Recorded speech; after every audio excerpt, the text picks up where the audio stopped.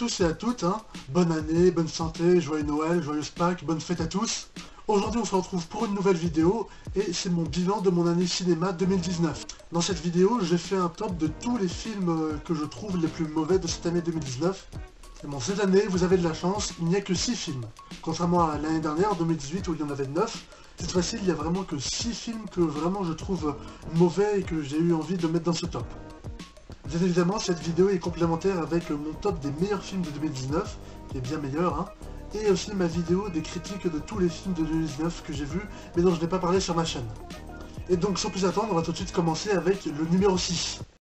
Once Upon a Time in Hollywood de Quentin Tarantino.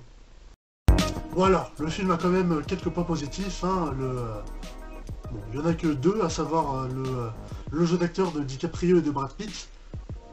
Sinon, à part ça, c'est tout, quoi. Le seul truc qui fait vraiment que je n'aime pas du tout ce film, c'est essentiellement que je trouve très ennuyeux, hein, extrêmement ennuyeux, il se passe quasiment rien du tout, hein, ou de manière extrêmement lente, hein, sauf bien évidemment dans la scène finale qui est vraiment drôle et gore comme on les aime, hein. D'ailleurs à un moment j'ai presque eu peur parce que je me suis dit attends, on va voir un film de Tarantino sans violence, sans aucune goutte de sang, ça m'a un petit peu étonné. Heureusement qu'il y a la scène de fin pour rattraper.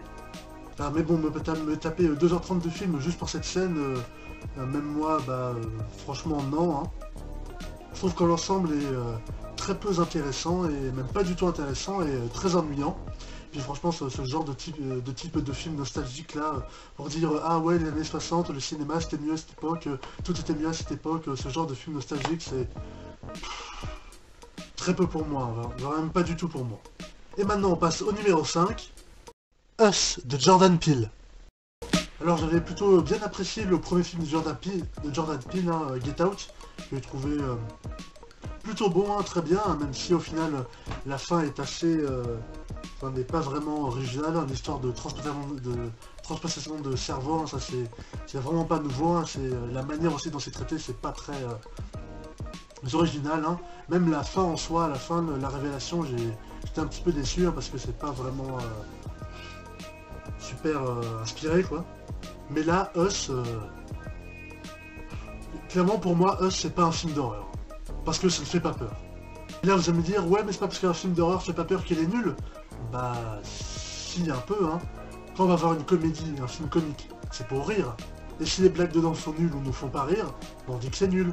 Quand on va voir un film de divertissement, c'est pour être diverti, pour voir des bonnes scènes d'action. Et si les scènes d'action sont pas bonnes ou sont pas divertissantes, on dit que le film est nul.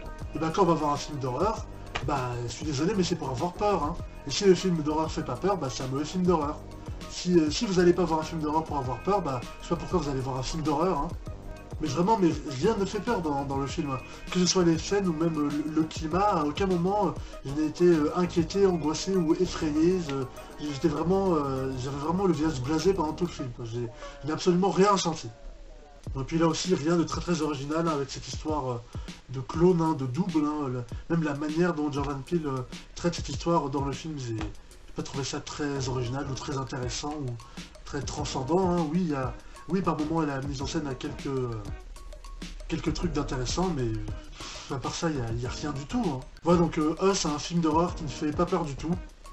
Mais le film a quand même un point positif que je pourrais lui accorder, c'est la musique, hein, notamment celle qu'on peut entendre dans la bande-annonce, et qui effectivement est géniale. Elle est vraiment géniale cette musique. Bon, maintenant le 4, Toy Story 4, je sais pas qui a réalisé, hein, donc de Disney Pixar, quoi, voilà. Toy Story 4, c'est l'exemple typique de la suite de trop, la suite qu'il fallait pas faire, quoi. Vous voyez Disney Pixar avec la trilogie Toy Story, oui, la trilogie, hein, ils avaient cette saga d'animation qui était vraiment géniale, hein, qui était excellente et qui avait révolutionné les films d'animation. Avec le troisième Toy Story qui est vraiment le meilleur et qui est l'apothéose, ils avaient parfaitement tout bouclé, hein.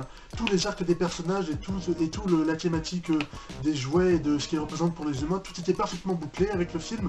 Le film se terminait de manière parfaite, hein, mais non, hein, l'appel de l'argent a été trop fort, il a fallu qu'ils en fassent un 4.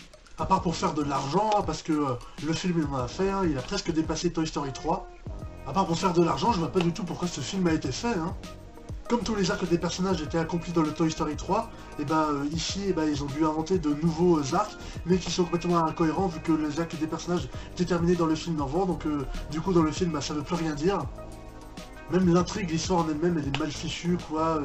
Le méchant, enfin la méchante, j'en parle même pas, c'est incohérent, ça n'a aucun sens. Parce que oui, je suis tout à fait contre cette idée de suite à Toy Story 3, mais à la limite, si le film était bien, j'aurais pu un petit peu le pardonner. Mais là, le film est pas bien du tout, il est nul.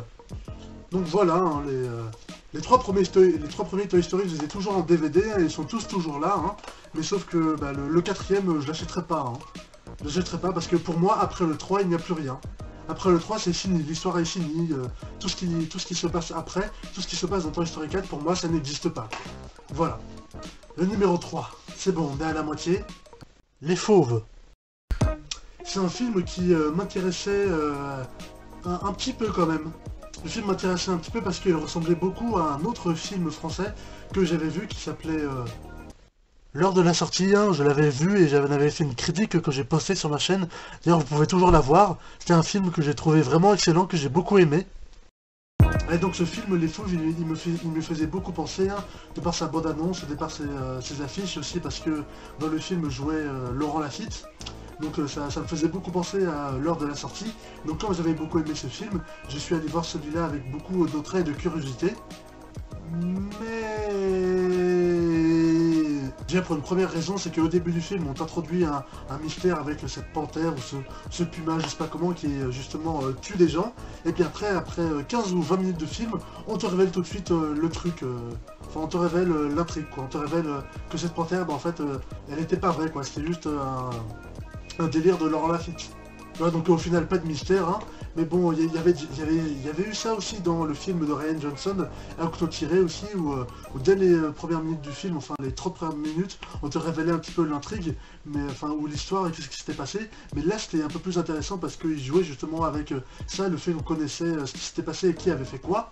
Là, c'est juste inintéressant, quoi. On s'en fout, hein.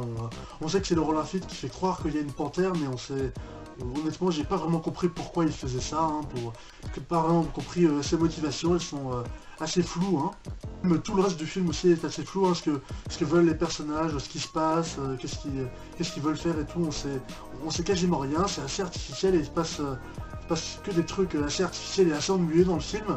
Et au final, on a eu tout ça, toute cette histoire de panthère, de Laurent Lafitte bizarre et de policier qui vient enquêter, tout ça juste pour l'histoire d'un mec bourré qui est mort parce que il était bourré, quoi, il a fait une connerie.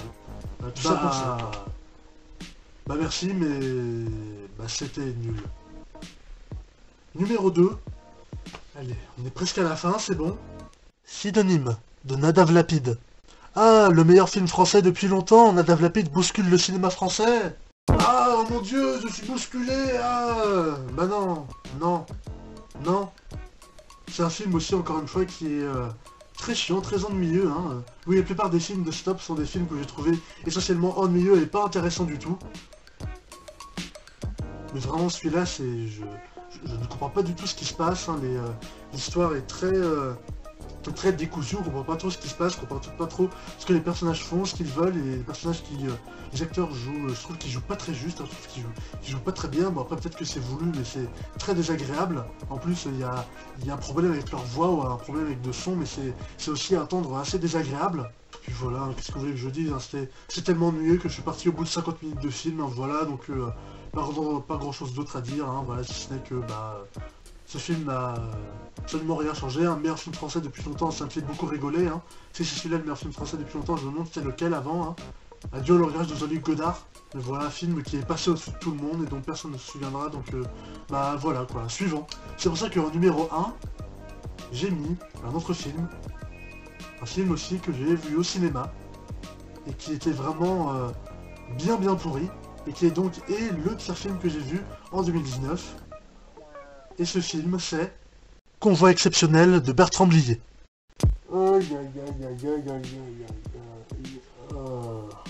Alors comme pour les autres, c'est un film très chiant et très ennuyeux, où il se passe rien d'intéressant, mais ce film c'est vraiment un n'importe quoi sans nom, hein. Du début à la fin du film, on ne comprend quasiment rien à ce qui se passe, on ne comprend absolument rien. On ne comprend pas ce qui se passe, on ne comprend pas qui sont les personnages, ceux qui veulent faire, on ne comprend pas ce qui se passe dans les situations, on ne comprend pas où on est, on ne comprend pas ce qui se passe, on ne comprend rien à ce film, du début à la fin du film, j'étais perdu, je ne comprenais rien à ce que je voyais. En plus, regardez la bande-annonce du film sur YouTube, mais c'est un scandale, hein, parce que c'est de la publicité mensongère.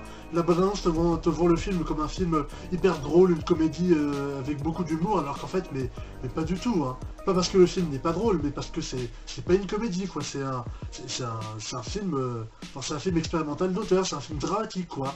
Ce film n'est pas une comédie du tout. Et pourtant, le film te vend ça comme une comédie, je sais pas, parce qu'il y a Christian Clavier et Gérard Depardieu dedans, donc pour attirer la foule, je sais pas.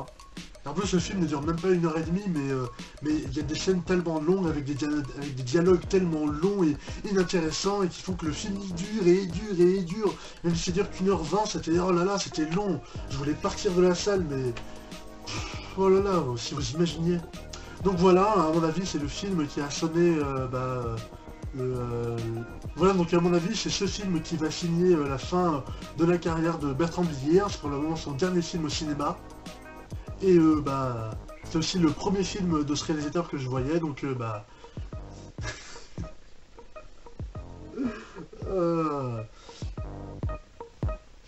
non, c'est bon, j'en ai assez dit, on va s'arrêter là, voilà.